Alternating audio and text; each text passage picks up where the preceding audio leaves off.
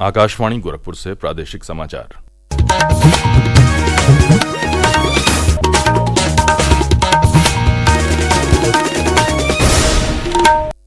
नमस्कार।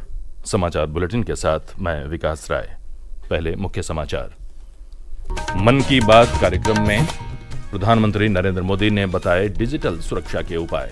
कहा, digital arrest जैसी धोखाधड़ी को रोकने के लिए सभी जांच एजेंसियां मिलकर कर रही हैं काम। मुख्यमंत्री योगी आदित्यनाथ के निर्देश पर आज से 15 नवंबर तक बिजली कटौती से मुक्त रहेंगे प्रदेश के सभी जिले। निर्बाध विद्युत आपूर्ति के लिए पावर कारपोरेशन ने किए इंतजाम। प्रदेश सरकार शुरू करेगी पर ब्लॉक 1 क्रॉप योजना। हर ब्लॉक में क्षेत्र की जलवायु और मिट्टी के अनुसार विशेष फसल का होगा चयन। और अयोध्या में नए कीर्तिमान के साथ भव्य और दिव्य दीपोत्सव मनाने की तैयारियां जोरों पर। आज पूरा हो जाएगा घाटों पर 28 लाख दिए बिछाने का काम।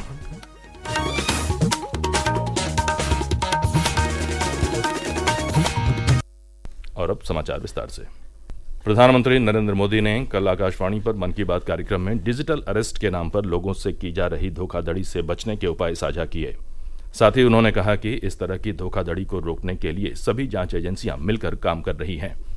प्रधानमंत्री ने कहा कि कानूनन किसी को भी डिजिटली अरेस्ट नहीं किया जा सकता है।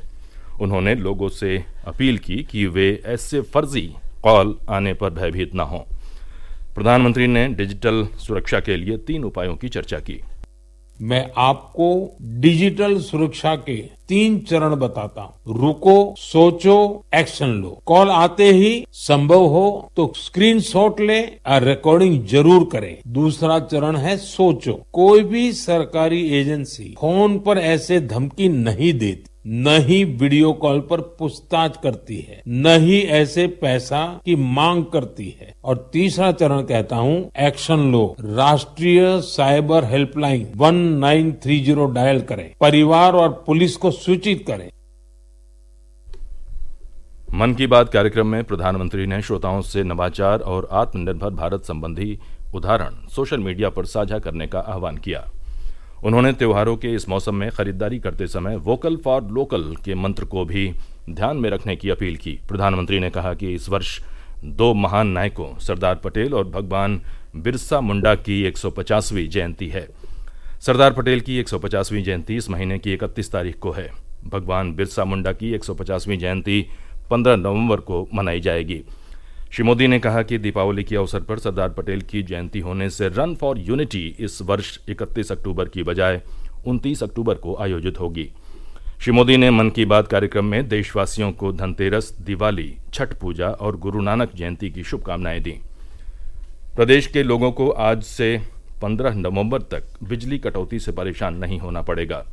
दीपावली और अन्य त्योहारों के मद्देनजर मुख्यमंत्री योगी आदित्यनाथ के निर्देश पर पावर कारपोरेशन ने शहर से गांव तक 24 घंटे निर्बाध बिजली आपूर्ति के इंतजाम किए हैं। कारपोरेशन के अध्यक्ष डॉक्टर आशीष कुमार गोयल ने बताया है कि धनतेरस, दीपावली, भैया दूज और छठ पूजा से लेकर 15 नवंबर तक प्रदेश को बिजली कटौती से मुक्त रखा जाएगा।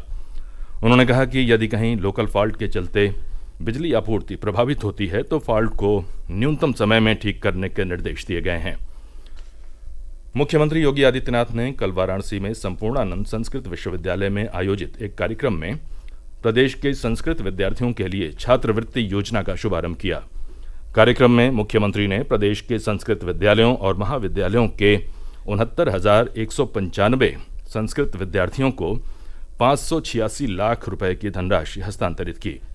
इस मौके पर मुख्यमंत्री ने अपने संबोधन में कहा कि 2017 में उनकी सरकार ने संस्कृत विद्यालयों की मान्यता बहाल कराई। इससे छात्रों की संख्या में बढ़ोतरी हुई है। मुख्यमंत्री ने कहा कि पहले केवल 300 विद्यार्थियों को ही छात्रवृत्ति मिलती थी, उसमें भी आयु सीमा तय करके रखा गया था। लेकिन अब हमारी सरकार ने संस्कृत के विद्यार्थियों की छात्रवृत्ति के लिए आयु सीमा का प्रतिबंध हटा दिया है। अब हर संस्कृत के विद्यार्थी को छात्रवृत्ति का लाभ मिलेगा। मुख्यमंत्री ने कहा कि संस्कृत एक वैज्ञानिक भाषा है।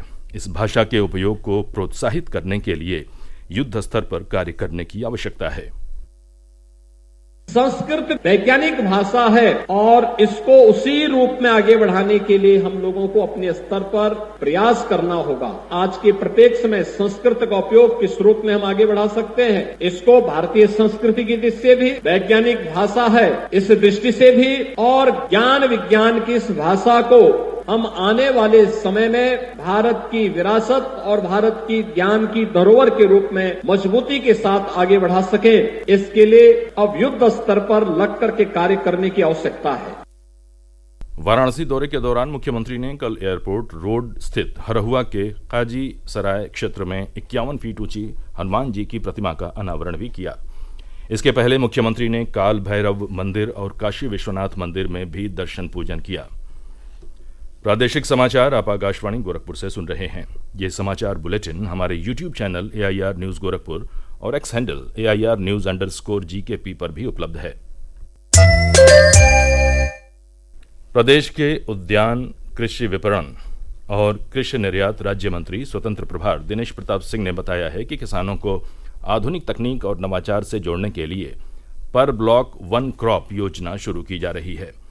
कल लखनऊ में इस योजना के बारे में जानकारी देते हुए उन्होंने बताया कि इसके तहत हर ब्लॉक में एक विशेष फसल का चयन किया जाएगा जो उस क्षेत्र की जलवायु और मिट्टी के अनुसार सबसे अधिक उपयुक्त होगा।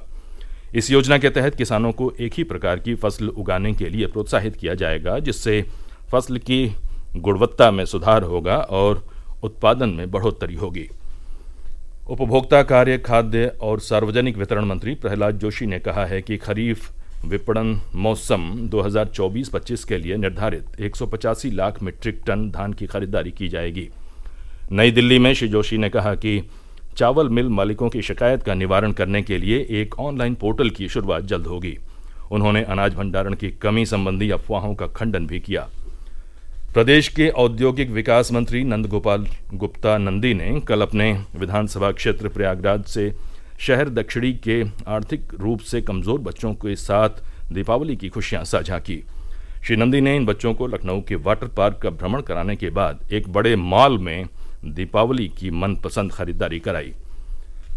अयोध्या में राम मंदिर की प्राण प्रतिष्ठा के बाद आयोजित होने वाले पहले दीपोत्सव को भव्य और दिव्य बनाने के लिए जोरदार तैयारियां की जा रही हैं।